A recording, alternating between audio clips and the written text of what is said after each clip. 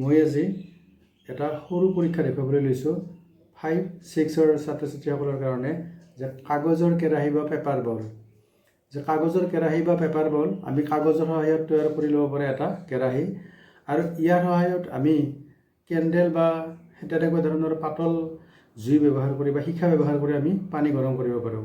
কিন্তু ইয়াৰ টেকনিক বা কৌশলটো হ'ল যে আমি কাগজৰ কেৰাহীটোত পানীখিনি আগতে দিব লাগিব।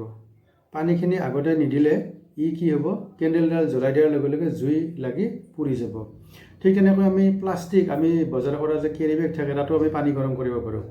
তাতো একে কৌশল যে পানীখিনি আগতে প্লাষ্টিকৰ কেৰি বেগটো ঢালি দিব লাগিব।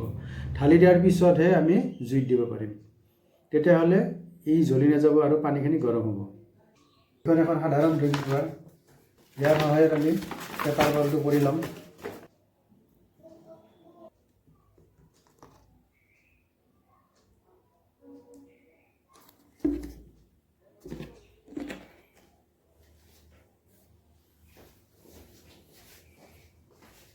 এয়া পানীখিনি লাহে লাহে গৰম হ'বলৈ ধৰিছে।